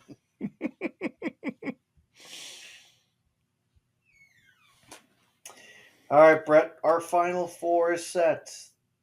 Christmas Vacation versus Wonderful Life, It's a Wonderful Life, and Elf versus Santa Claus 2. All right. Now, good-looking people, again, we may want to take a look back and wonder, how did these competitors get here? Well, it's pretty simple. Christmas Vacation and Elf had a very easy road, as I made sure that side of the bracket, they had a chance to get as far as they could. Honestly, for several of them, they were, for my opinion, there were several competitors that could have potentially taken a shot at them, but at the end of the day, they really didn't stand much of a chance. And again, we have the classic and It's a Wonderful Life. Actually, It's a Wonderful Life ranked number 5. So not as far away from our competitors. Let me check the board. Really, what keeps it, I think, as a high level is the scores, especially on Rotten Tomatoes. 99.4, 9.5. As much as we love our 2 top choices, not all critics loved it. Most did, but not everybody. So yeah. And last but not least, Santa Claus 2, I just think is a personal favorite of ours, even though it didn't get as much love in the voting. But yeah, everything it's come across, it's just better choice. So, Brett, it comes down to this: Christmas All right. Vacation versus It's a Wonderful Life. Now, I think because of the final 4, Brett, I think we need to talk a little bit more about these movies. I think we talked well about the father's dilemma, the problem of the main characters. What about some of the side characters? What are some side characters to this movie that you really think kind of help elevate this movie, or what's something that maybe most people wouldn't think of whenever they see a movie like this? Well, let's see. Well, I feel like with Christmas Vacation, we haven't really talked directly about Cousin Eddie and his situation. I mean, we've referenced a couple of his lines, but with Cousin Eddie, he is not, shall we say, blessed with intelligence or finances, but he has a huge heart, and he does want his kids to be able to have what he doesn't. And he does want to help Clark out in any way he can, as evidenced by kidnapping Clark's boss when he says what he really wants is his boss right here so he can tell him what he thinks of him. But I really think Cousin Eddie brings a lot to the movie, especially right where it needs a notch up. because we're getting to that point in the movie where we're getting a lot of, yeah, it's still funny and everything, but we're getting a lot of family interplay. And Cousin Eddie just brings it up a notch. And with It's a Wonderful Life, I'm bringing up a character list here to help me out here because like I said, it's been a while since I've seen it. But really, Clarence. Clarence is the angel who's trying to earn his wings, and he's the one that's walking George Bailey through everything. And just the ability to watch this story from the outside perspective. It was an early, what became a trope in modern cinema. I mean, you have this same story told and retold over and over and over again. And at times it gets old, but this outside perspective of being able to pull George Bailey out of his life and show him what it would be without him in it. But to be able to step in like that and in the end to essentially earn his wings as a result by stepping in and helping out this lowly human learn what it was that he brings to the world. I mean, a lot of that is that's the whole reason the movie exists. Without Clarence, what's the point? Yeah. Well, for It's a Wonderful Life, I really want to talk about Donna Reed as Mary Hatch, or later on Mary Bailey, because truly, just the way they light her in every scene, it's like she is the only woman who has ever womaned ever. The only woman who's ever light womaned her in is... a way, and the materials and the textures, just she just glows in ways that I don't know modern cinema is able to do. Just the way they're able to do everything with the lighting and the black and white, and also just she has a hopefulness for them, a belief in them as a couple that is just truly wonderful. And it's clear that she is in love with him from a young age. And, I'm not a huge fan of the first person you fall in love with, you stay in love with that person, but it stands firm that she, for almost her whole life, says, this boy is special. I want him in my life. I will fight to get him in my life, and I'll fight to keep him in my life. And that is wonderful, because George Bailey does not want to be in his town. He wants to go explore and do stuff, and she's able to help him explore and live life where they're at. And there truly is a beauty in that. And I'll say for Christmas Vacation, I'll just stick with wives. I don't think that blanking on all people right now. Beverly D'Angelo. Yes. I don't think that she gets as much credit for the Vacation franchise in general, but also for this movie, Ellen Griswold. Just her desire to support her husband, because he has this dream of the perfect Christmas, and she just handles the chaos well.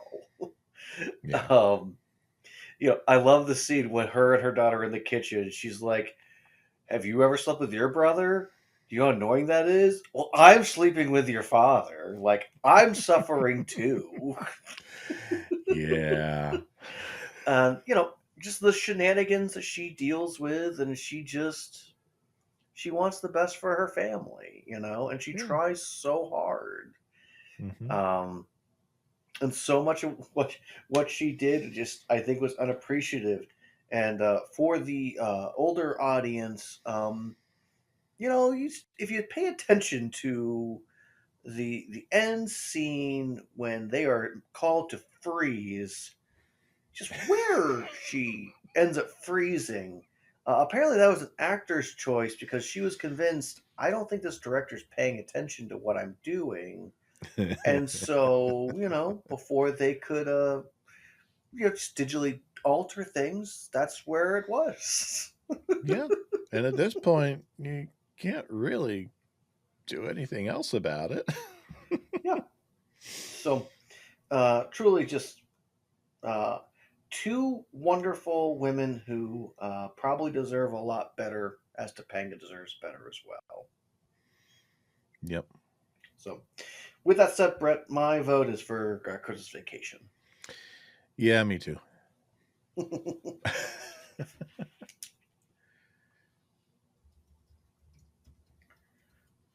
Alrighty.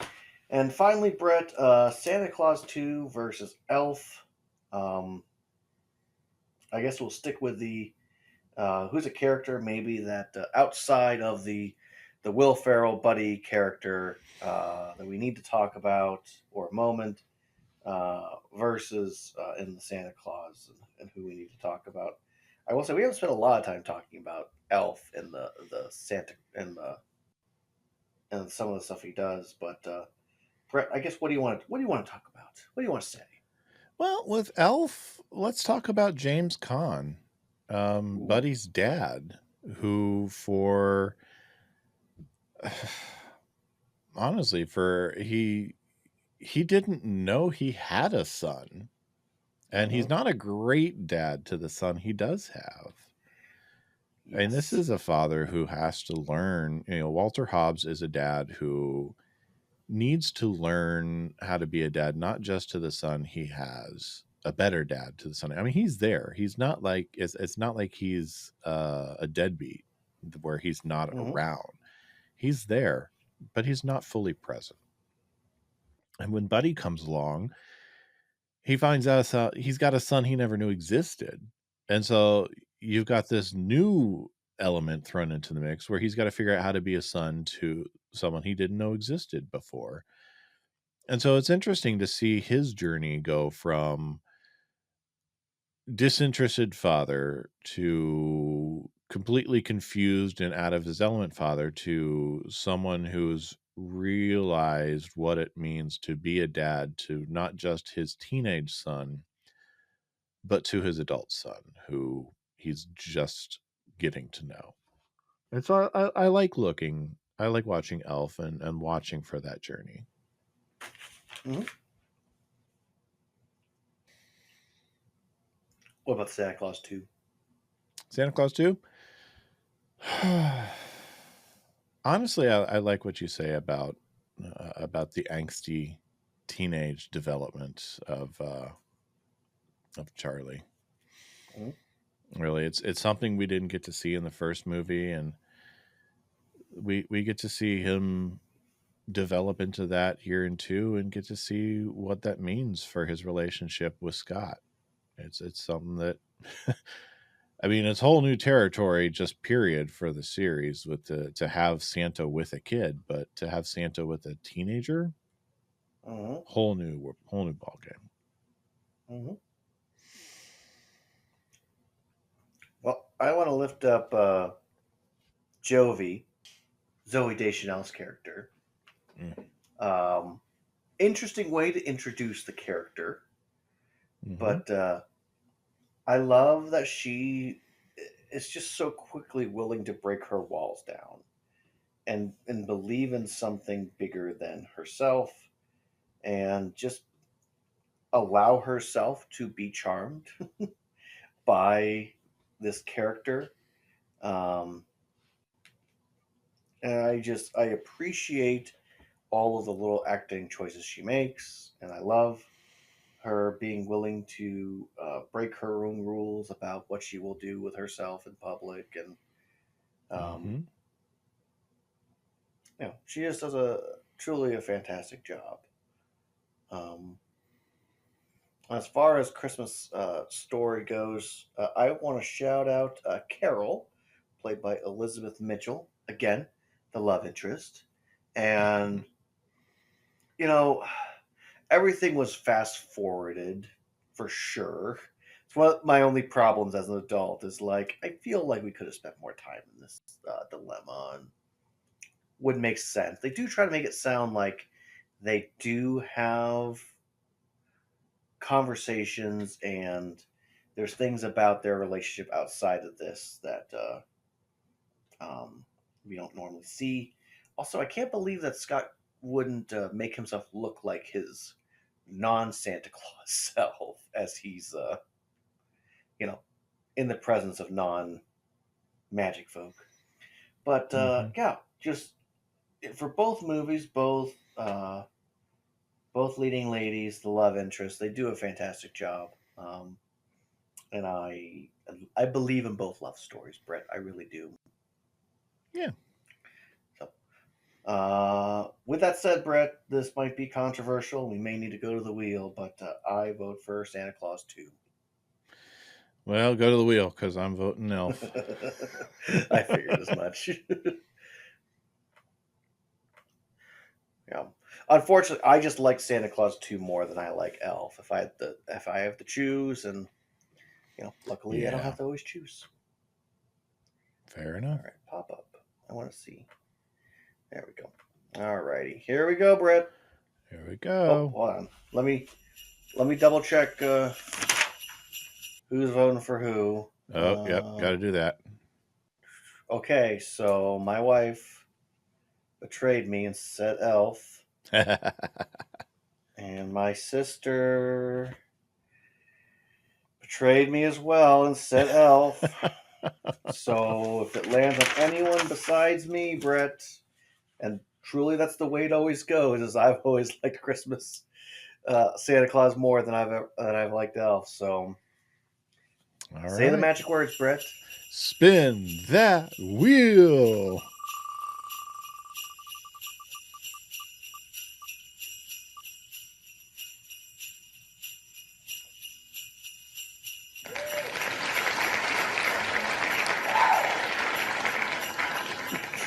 It's not rigged when you have 5 against 1. How does betrayal taste?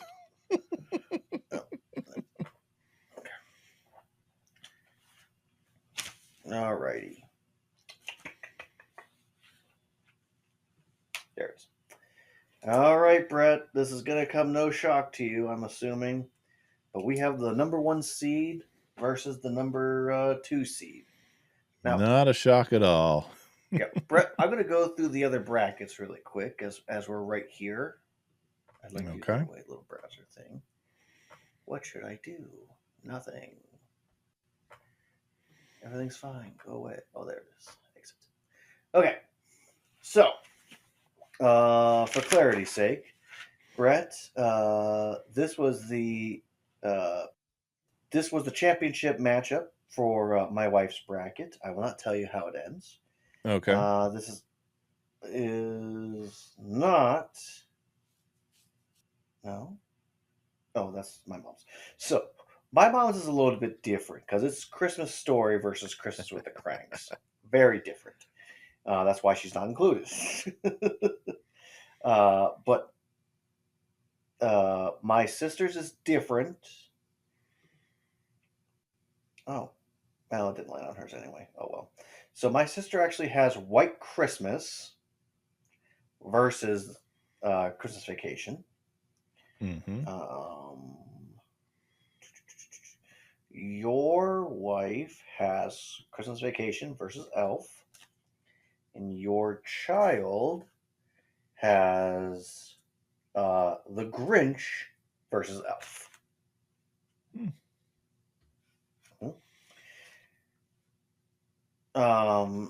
So Brett, I guess what are our final thoughts here?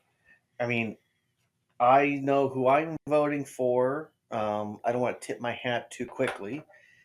We may have to go to the wheel, and that's okay with me. But I guess Brett, what's your final thoughts on Elf and Christmas Vacation before we take this important vote? We've got 2 very different worlds we're coming from for movies. We've got a very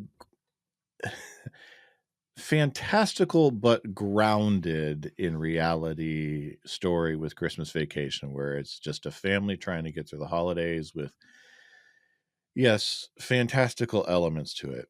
And we've got a very magical world in Elf where Santa is real, elves are real, and you can travel to New York City through the swirly, twirly, gumdrop forest.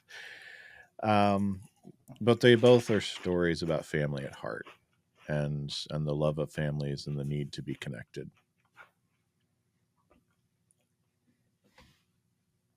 Okay. Yeah. Well, Brett, I'll ask you, what's your favorite scene or moment from each movie? Well, let's start with Elf. With Elf, my favorite scene would have to be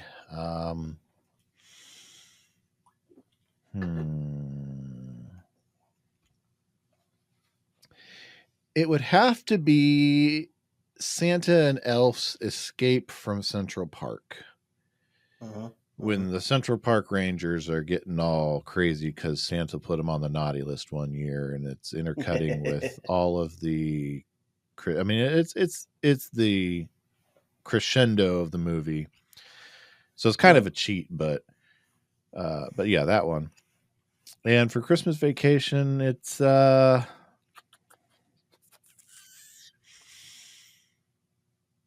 squirrel. Fair. Chasing the squirrel around the house. Very fair. What about you, Tyler? Well, my favorite scene from each movie, Elf is the Jack in the Box. Always gets me every single time, especially the do do do do do.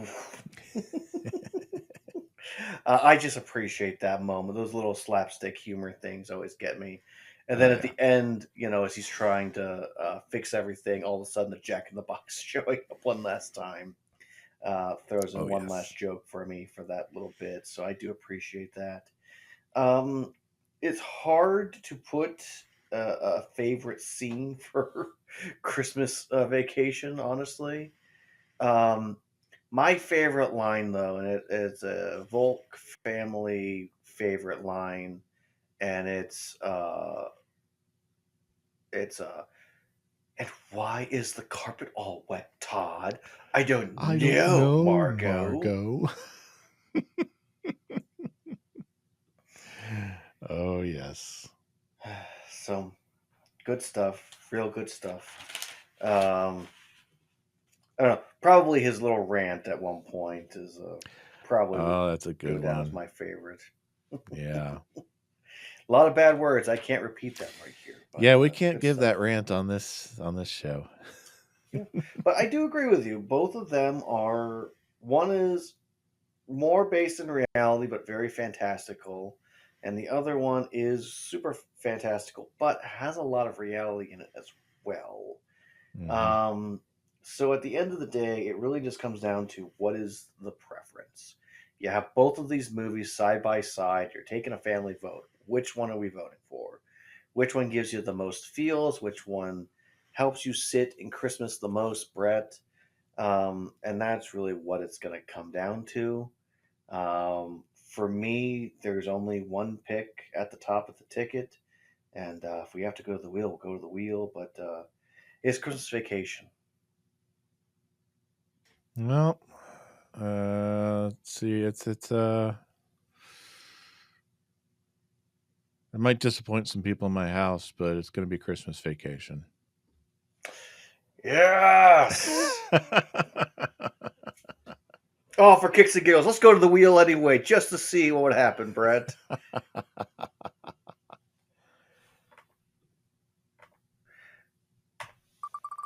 It's your wife and your daughter versus the rest of us.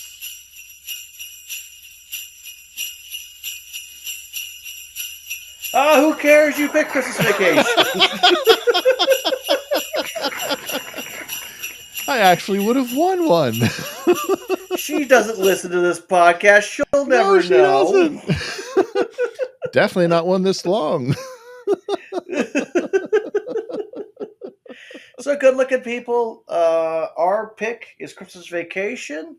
We'll find a way to put out the bracket, Brett, and see um, what who else gets Christmas Vacation or who gets something different. Exactly. Yeah.